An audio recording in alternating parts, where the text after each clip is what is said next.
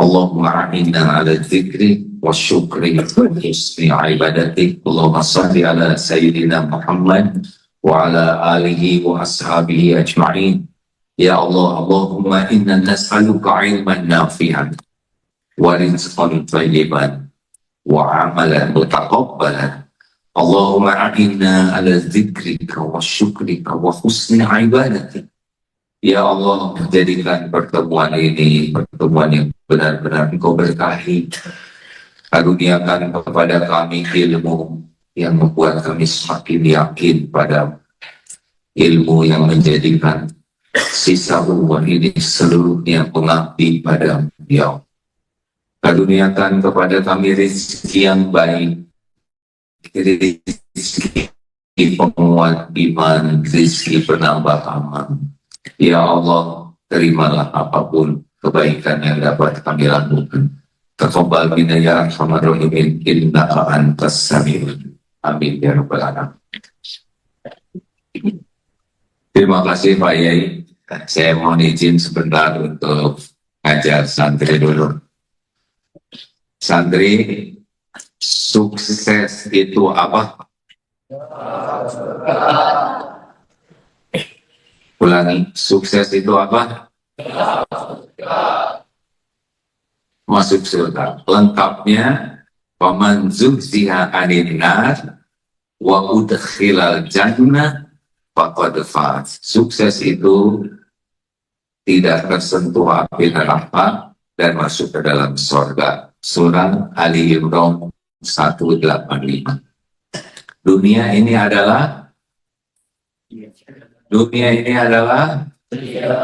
tidak mantap. Hidup di dunia ini adalah Al-Anbiya ayat 35. Kullu nafsin dha'iqatul maut wa nabluukum bisyarri wal khairi fitnah wa ilaina turja'un. Setiap yang bernyawa pasti merasakan mati, dan kami menguji dengan keburukan dan kebaikan sebagai cobaan yang sebenar-benarnya, dan kepada kamilah kembali. Maka tidak punya uang adalah ujian, banyak uang adalah dihina, dipuji, belum punya gelar, banyak gelarnya, jadi santri, jadi kiai, sakit, sehat, bagus. Belum punya jodoh, nanti kalau sudah punya jodoh, semuanya pujian. Lalu siapakah yang sukses? Bagaimana di dalam surat Al-Mulk? Bagaimana siapa yang sukses? Alhamdulillahilladzi khalaqal mauta wal hayata liyabluwakum ayyukum ahsanu amala. Jadi orang yang sukses itu cirinya masuk surga tanpa tersentuh api neraka, dan yang selama di dunia bisa melakukan ahsanu amala. Jadi sukses itu bukan duniawi. Duniawi ini hanyalah ujian. Jelas, santri? Baik. Mengapa Rasulullah oleh Allah diutus ke bumi ini? Untuk apa? Innama bu'itsu liyutammima makarimal akhlak. Jadi goal mesantren di Darul Tauhid ini apa goalnya? Mana suaranya? Akhlakul karim. Memiliki akhlakul karimah, dua kunci utamanya, yaitu yang disebut hayatan thayyibah. Masih ingat anak al-97? Dua kunci orang jadi bahagia, dua kunci orang berakhlak mulia, dua kunci orang disebut ahli takwa. Apa kuncinya? Satu, mana suaranya? Dah lupa. Satu, iman. Dua, amal soleh. Jadi fokusnya dua ini, iman dan amal soleh. An-Nahl 97, ya. Bagaimana bunyi ayatnya? Man amila sholihan min dzakarin aw unsa wa huwa mu'min falanuhyiyannahu hayatan thayyibah. Jadi sehebat apapun harta, gelar, pangkat, jabatan, popularitas, topeng dunia, kalau tidak punya iman dan tidak punya amal soleh, tidak bisa. Jelas, santri? Jelas. Baik. Bagaimana melatih karakter? Karakter apa yang harus kita miliki? Ini suaranya tidak seperti biasa, lemah. Karakter apa yang harus kita miliki supaya punya akhlak yang baik? Karakter? Apa itu baku? Selain karakter baku, ada karakter apa lagi? Balem. Apa balem? Baik tapi lemah. Dia baik tapi tidak disiplin.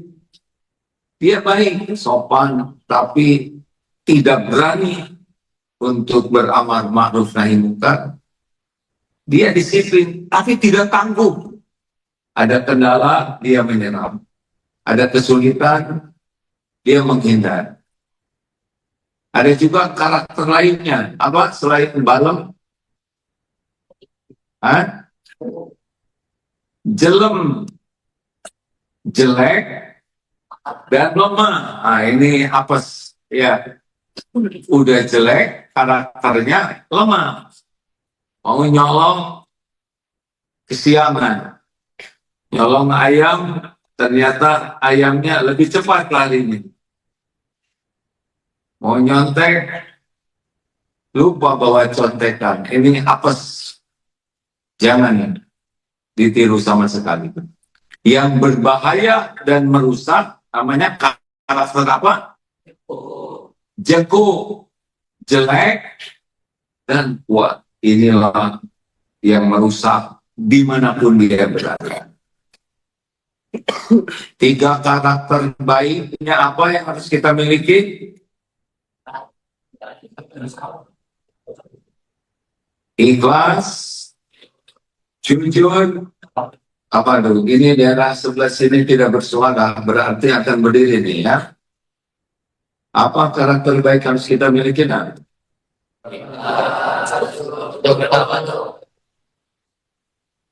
Karakter kuat yang harus dimiliki apa? Ulangi. Bagus, secara teori aja dulu ya. Ikhlas itu adalah orang yang bersih dari kemusyrikan. Sehingga sekecil apapun amal, kalau orang ikhlas akan diterima oleh Allah. Orang ikhlas adalah orang yang paling bahagia, paling tenang, paling menikmati amal perbuatan, paling istiqomah. Jadi ikhlas ini menghasilkan pribadi yang hayyinin. Orang ikhlas tidak pusing dengan penilaian makhluk karena dia puas hanya dengan penilaian Allah. Dan orang ikhlas kalau memasuki derajat mukhlasin, setan juga tidak mempan. Yang kedua apa? Jujur. Sebetulnya yang lebih tepat sidik ya. Karena alaikum bisidqi fa inna sidqa yahdi ilal birri fa innal birra yahdi ilal jannah. Hendaklah kalian jadi orang yang jujur, terpercaya, benar, karena dari kejujuran mengantarkan kepada kebaikan, dari kebaikan mengantarkan kepada surga. Jadi sulit sekali jadi orang baik yang benar-benar baik kalau dia tidak jujur. Bisa dipahami, santri? lebih baik nilai 9 tanpa nyontek daripada nilai 2 tapi nyontek. Udah tahu bingung, ya kan? Gak ada cerita kita berbuat tidak jujur. Mau apa? Licik Allah yang memberi, jujur Allah yang memberi nikmat. Rezeki itu mau licik, mau korupsi, tetap dari Allah rezekinya, tapi haram. Tapi kalau mau jujur, tetap yang memberinya juga Allah, tapi barokah. Tidak ada main-main dengan ketidakjujuran. Yang ketiga apa? Tawadu. Lawannya tawadu apa? Takabur. La yadkhulul jannah man kana fi qalbihi mithqalu dzarratin min kibr. Tidak masuk surga yang di dalam hatinya ada takabur walau sebesar zarah. Iblis lebih duluan kenal Allah, iblis lebih duluan taat kepada Allah. Ketika Allah menguji dengan menciptakan Nabi Adam, benih takabur dari ujung, ana khairu minhu, saya lebih baik dari dia. Ini awalnya. Kemudian jadi sopo aba wastakbara, iblis jadi enggan dan takabur. Hasilnya begitulah, dilaknat selama-lamanya. Jadi banyaknya ilmu, banyaknya ibadah, kalau jadi ujub dan takabur berbahaya. Apa karakter kuat yang harus kita miliki? Minimal berani. Berani itu adalah mengambil keputusan. Setiap waktu kita mengambil keputusan. Seperti ke masjid ini. Ini keputusan ini. Tahajud atau jangan. Ke masjid atau tidak. Semuanya keputusan. Sedekah atau tidak. Baca Quran atau tidak. Ketika ada sampah, pungut atau tidak. Ketika ada orang yang melakukan maksiat, ingatkan atau tidak. Berani ini kunci utama kepemimpinan. Sedangkan kullukum ra'in. Kalian semua pemimpin. Makanya orang-orang yang pengecut bukan masalah berkelahi, tapi bisa ngambil keputusan. Allah suka ini, saya lakukan. Kita dihina orang, tapi Allah suka pemberani bakal memilih apa yang Allah suka. Jelas, santri, bukan masalah berkelahi. Berkelahi itu kecil. Ya nggak ada apa-apanya. Kalau ada pilihan, contoh, ini sudah sering, ya.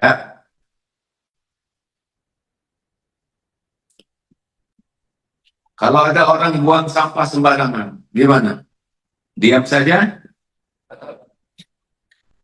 Bagaimana cara menegurnya? Jangan buang sampah sembarangan. Bukan begitu. Kita bisa pungut, maaf ya Pak, ke depan daerah ini daerah bebas sampah. Itu berani. Tapi banyak orang yang tidak berani. Orang parkir sembarangan berani. Tapi mengingatkan tidak parkir sembarangan tidak berani. Ada orang buang sampah berani. Itu zalim buang sampah sembarangan. Tapi mengingatkan jangan buang sampah itu tidak berani.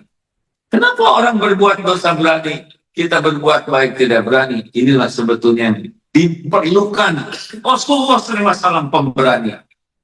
Makanya dakwah akhlakul karimah itu bukan hanya sopan.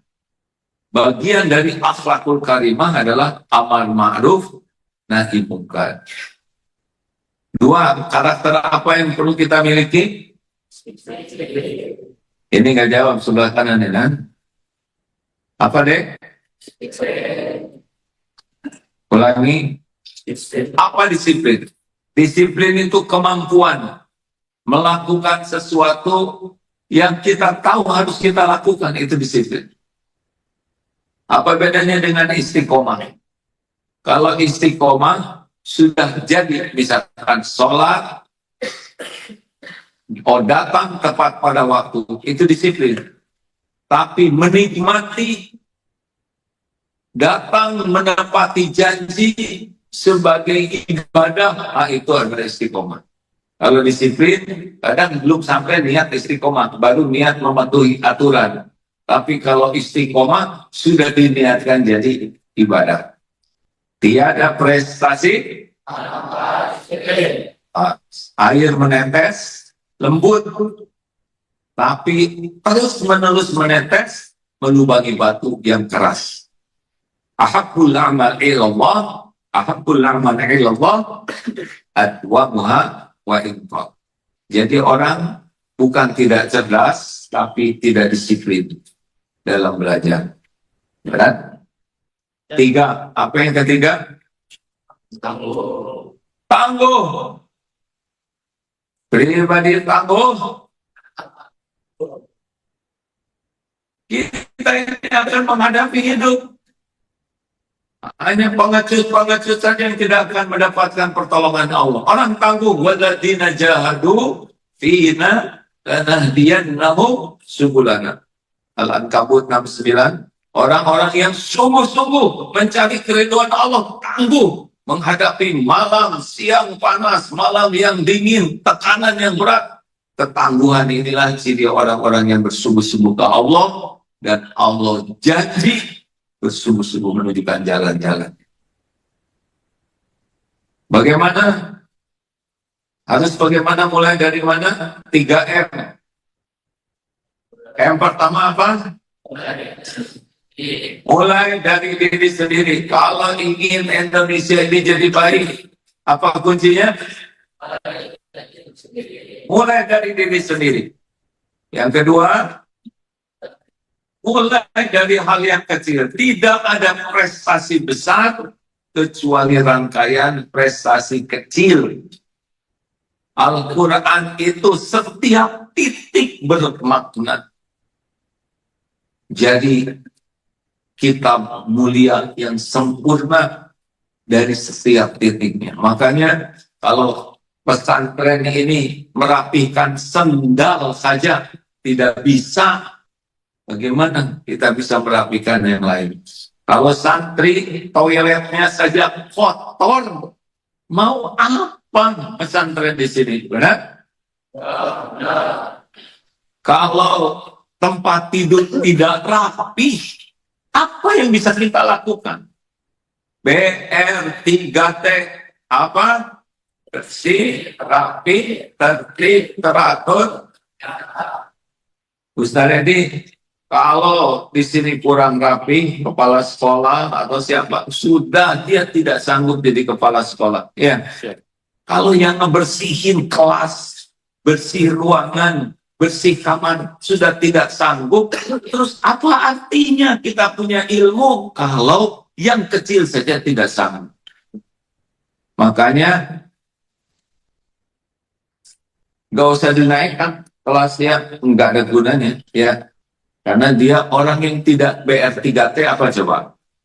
Tidak punya rasa malu, orang yang tidak bersih, rapi, tertib, tidak disiplin, tidak tanggung jawab, tidak peka, tidak peduli, tidak, dia pemalas, benar? Terkumpul karakter buruk hanya dengan situasi yang tidak bersih, tidak rapi, tidak teratur, tidak terpelihara. Ini amanah Allah. Bersih itu indah, bersih itu sehat. Makanya coba kalau tidak BR3T, jangan gosok gigi aja seminggu. Pasti Allah memberikan sesuatu yang tidak enak, betul tidak? Jangan keramas coba sebulan. Jangan mandi. Ini semua, ini amanah Allah. Yang pertama apa? Mulai dari dua, mulai dari alir. Dan yang ketiga, mulai saat ini, nanti belum tentu hidup. Gimana dong masa depan saya? Tenang. Masa depan kita dalam genggaman Allah. Yang penting sekarang. Jadi santri berakhlakul karimah, ibadahnya bagus, belajarnya bagus, doanya bagus, tawakalnya bagus. Insya Allah. La insya kantum. Terima kasih. Waktunya 5:30 kita diskusi. Pak Dr. Kiai Suhada, mana mengapa? Masya Allah, kita duduk sini ya Pak. Wah, ini asli nih beliau kiai karena sarjana agama, master agama, silakan Pak. Ya, kita sesuaikan boleh sedikit lagi di sini Pak. Ya, Pak. Ini mungkin memerlukan. Ya, silakan. Hadirin, adik-adik dan semua jamaah hadir bersama kita Dr. Kiai Haji Syuhada dari Pondok Pesantren An-Namiyah ya Pak. Beliau Sekjen FSPP Forum Silaturahim Pondok Pesantren di Banten ini dan yang amanah lainnya selain dosen di UIN dan sebagainya. Terima kasih Pak atas kehadirannya di pesantren-pesantrenan ini.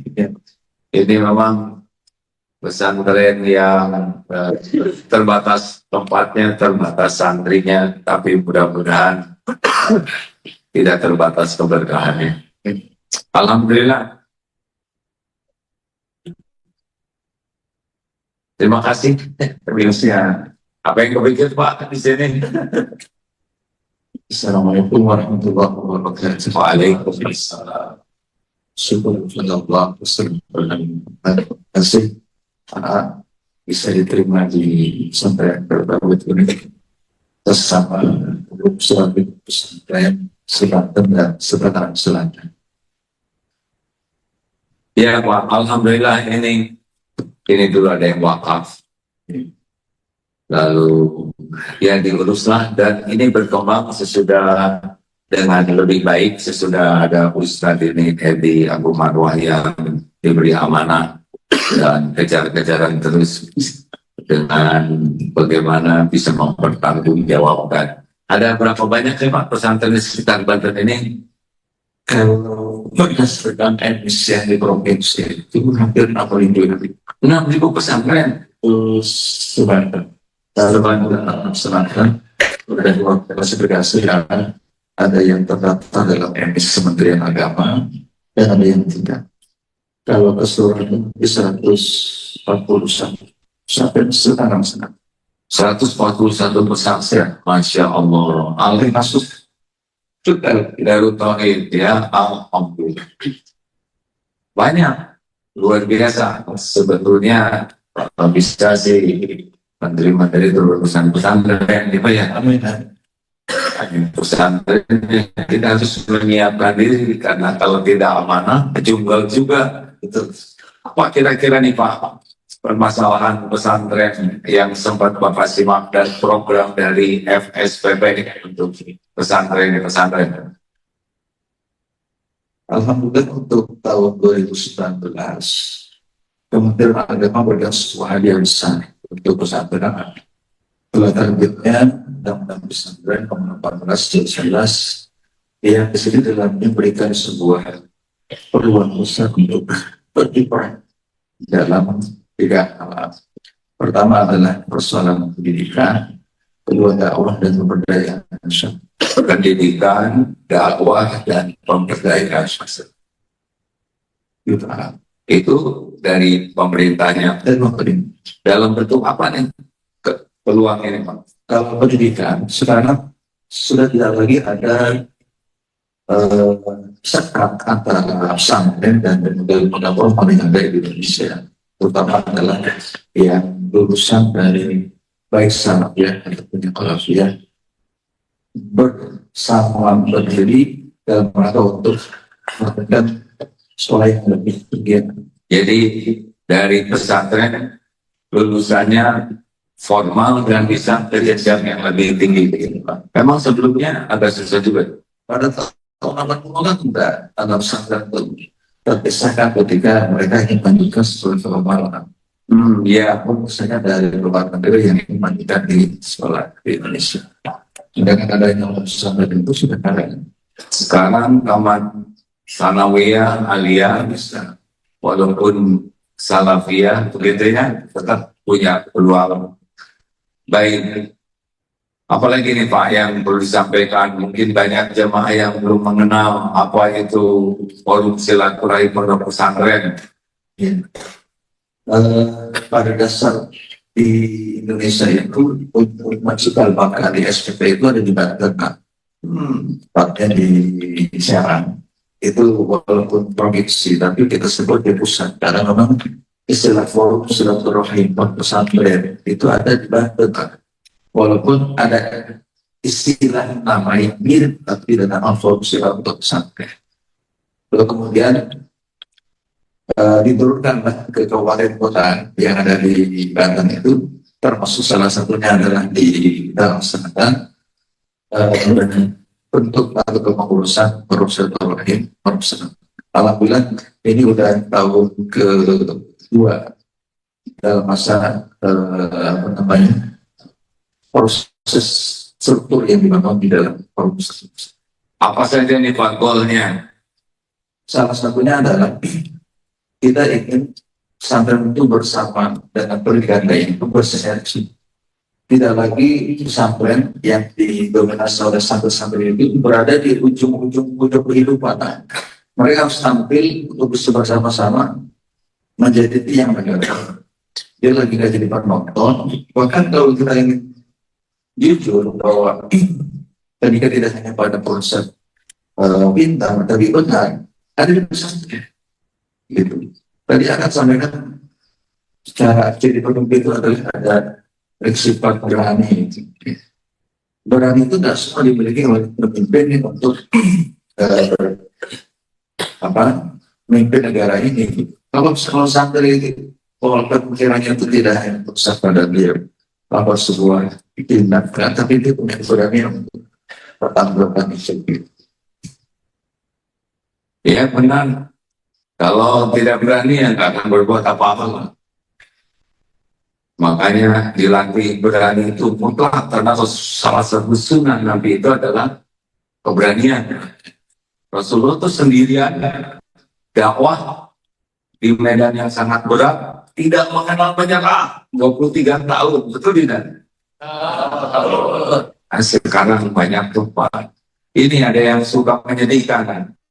Yaitu tentang yang kecil-kecil aja suka kurang serius Pak. Mungkin bagaimana merapikan yang besar kalau yang kecil kurang rapi itu.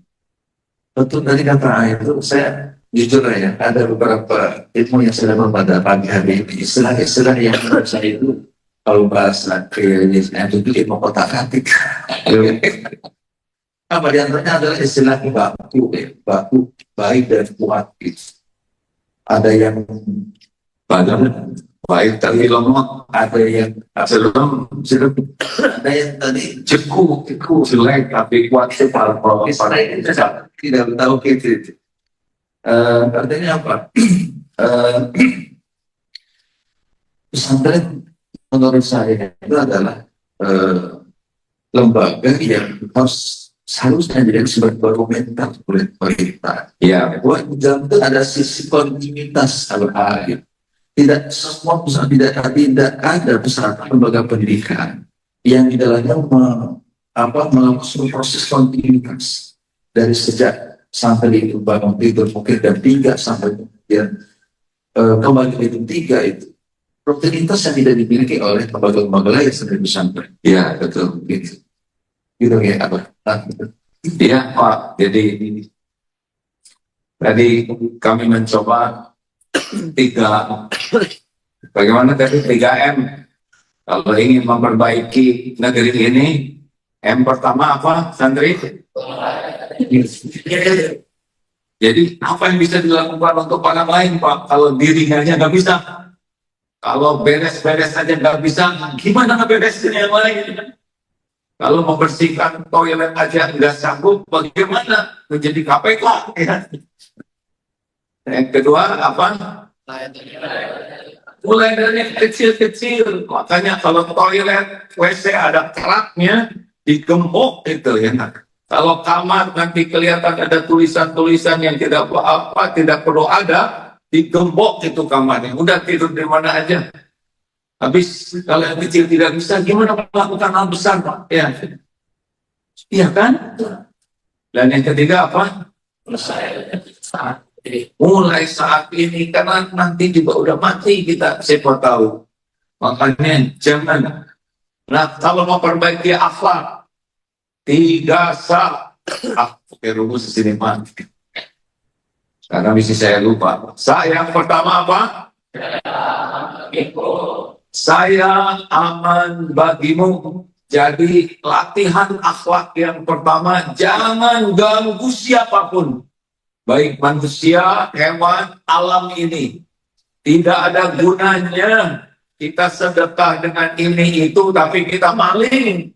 Maling itu adalah awalnya al-muslimu man salimal muslimuna min lisanihi wa yadihi. 2, sa-nya apa? Saya menyenangkan bagimu. Kalau kita nggak bisa memberi manfaat besar, minimal orang senang kehadiran kita. Dengan 5 S. Apa S pertama? 2, 3, 4, 5. Ya minimal senyum, salam, sapa, bermanfaat. Ini buat senyumnya nggak pakai senyum ini. Terakhir, akhlak mulianya apa? Saya bermanfaat bagi khairun nas. Kenapa kita kuliah? Kenapa kita belajar? Kenapa kita kerja supaya manfaat? Ceritanya gitu Pak, di sini Pak memang hafalan kitabnya terbatas Pak. Tapi minimal gak ganggu orang lah. Semua sekolah-sekolah pokoknya minimal jangan jadi koruptor gitu. Karena sekolah tinggi-tinggi kalau korupsi gimana Pak ya? Itu pun hal yang disampaikan oleh Allah Subhanahu wa Ta'ala bahwa khairukum apa namanya? Untuk khairukum umatin tukhrijat linnas taqwa. Jadi ketika Allah firmankan itu, penjabarannya salah satunya bahwa paling tidak apa yang kita miliki hari ini berapa dari mulai prinsip itu yang harus kita berikan kepada orang lain. Sisi kemanfaatan itu juga bisa diukur dengan kita generalisasi kemampuan kapasitas pada orang lain.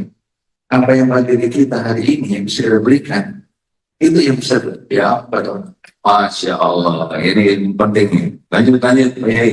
Jadi mengapa kemudian Nabi bersabda khairunas atau bebas. Jadi potensi itu harus kita ukur dengan potensi yang ada pada diri kita. Jujur misalnya, kalau semacam kayak mungkin saudaranya lebih awal. Kenapa lebih awal? Karena kapasitas keilmuan yang beliau miliki kemudian disebar kepada para jemaah dan diamalkan oleh orang banyak. Bagi kita yang hari ini mungkin hanya bisa berkata sang itu yang bisa diberikan kepada orang lain. Tapi catat, itulah yang bakalan terpitu dari dalam surga itu. Masya Allah. Kenapa? Karena itu yang kita bisa beri manfaat kepada orang lain. Makanya kata orang dulu, guru itu selamanya itu akan selalu bersinar, itu berkibar namanya, karena ilmu yang diamalkan guru murid-muridnya. Oke, beliau itu sudah berpuluh ratusan tahun. Kami santrinya yang punya santri lain, punya santri lagi. Kata-kata misalnya itu buah kasih itu akan terus dibawa oleh orang lain. Oh, makanya walaupun capek memperbaiki diri, tapi itulah aset.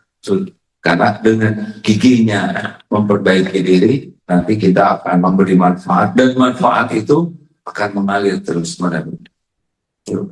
Tambah lagi, Pak Yai, apalagi ini santri ini di servis.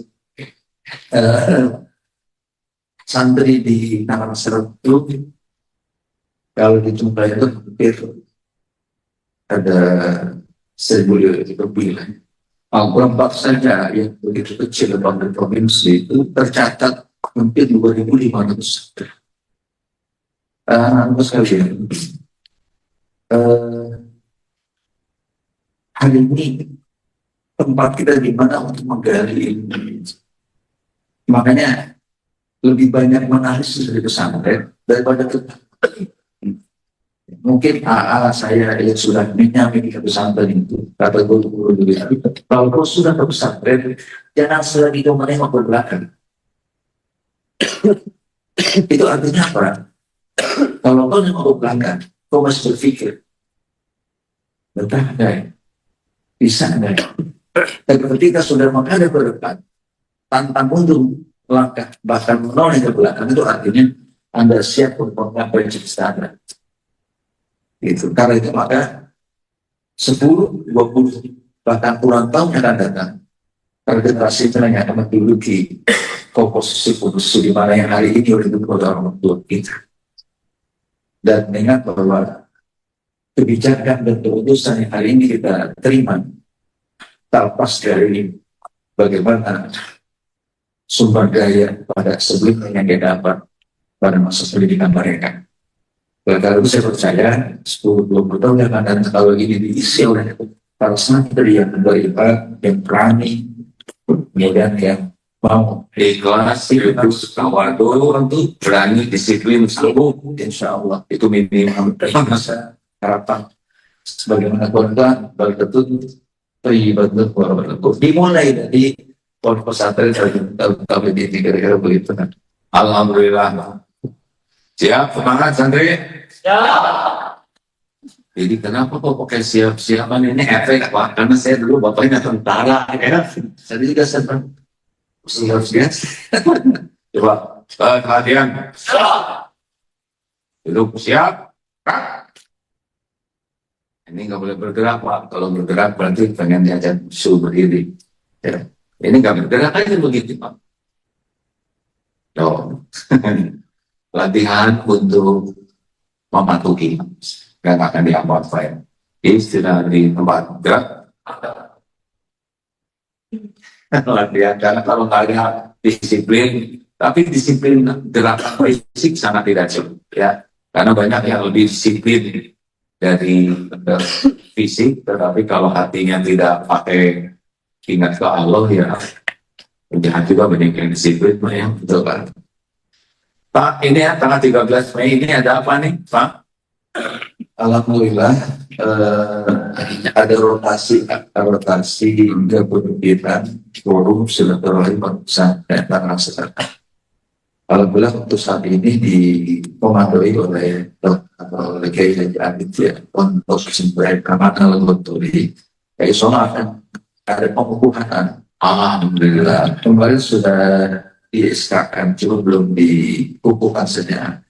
Sana teman-teman di presidium kan ini ya di forum silaturahim bangsa dari itu baik pusat ataupun di sistem itu presidium.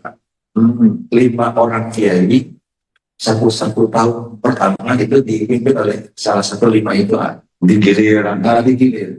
Kebetulan tahun ini dipimpin oleh ketua dia di Ponpes Taman Kalbut. Masya Allah. Selanjutnya Kiai ini ada beliau Kiai saya sendiri sudah ya. Kemudian ada Kiai Alfi itu nanti Iya. ada Kiai Alfi Oh, terima kasih baik. Maafin ini. Kemudian Ya. ada Kiai Irfan datang Alhamdulillah. Ya. Ada Sekjen Sasuni datang. Kemudian Kiai Ucup izin Kiai Adit masih di Lampung ya. Oh iya, Masya Allah. Terima kasih. Berkah sekali ini pesantren dan tanggal 13 ini akan ada halal bihalalnya. Oh ya, di mana nanti ini acara? Oh, aula. Oh di sini. Di sini ya. Oh, alhamdulillah dong, Pak. Serikat 300 ulama akan hadir. Wah, berkah. Santri, beres. Ya. Terima kasih Pak Kiai, Masya Allah, termasuk semua ulama-ulama para ulama yang hadir.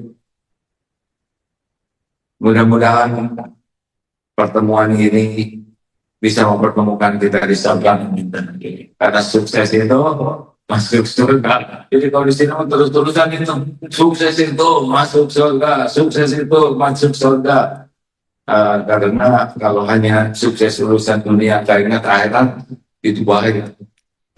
Nah, direbus di akhirat itu apalah artinya dipuji-puji di dunia. Mudah-mudahan di dunia manfaat di akhirat, amin, nasib surga. Mungkin ada pesan-pesan terakhir sebelum meninggalkan dunia yang fana ini, dunia yang fana mungkin ya. Terima kasih ya. Kami berterima kasih diterimanya kami bersama Presidium di Forum Surabaya atas silakan. Dan kami mungkin klasik ya, manjat dan wajib. Dalam proses ini bisa sederhana proses yang saya sampaikan tadi berbagai macam rumus atas rumus itu bagi saya menarik ya. Saya dapat rumus itu ketika istilah yang disampaikan Dr. Kiai MC dalam konteks beragama. Ada orang yang kurang beres dari sisi kutip, nah, kurang teliti. Ada yang kedua kurang rapi. Kurang Rapi. kurang santri Kurang teliti, kurang rapi. Itu ada dua satu sebab kuman. kurang iman. Kurang ini buat pulang tambahin. Kalau tadi ada istilah baku, ada lebih kan Bahan baku, malam, japu, jelem.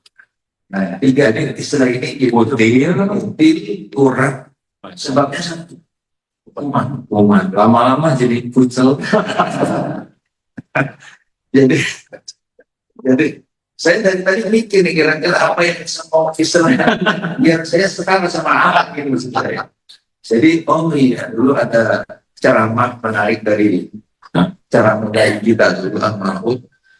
Ada dua hal yang menyebabkan kita juga satu hal yang kita berantakan dari dalam kehidupan kita berbangsa kemudian suku sampai kita secara pribadi.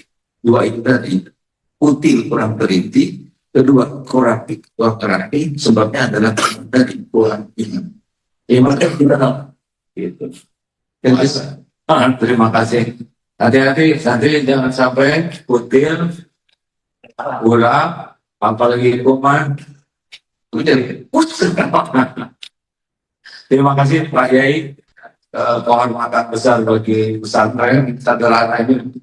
Mudah-mudahan saja Allah benar-benar memberkahi nanti silaturahim sehingga walaupun datang 300 kiai tetapi manfaatnya jauh lebih besar lagi ya untuk dunia dan akhirat. Mari kita tutup doa majelis. Subhanallah bihamdik asyhadu an la ilaha illa anta astaghfiruka wa atubu ilaik. Assalamualaikum warahmatullahi wabarakatuh. Ya, Masya Allah. Asik kawan-kawan. Waalaikumsalam warahmatullahi wabarakatuh.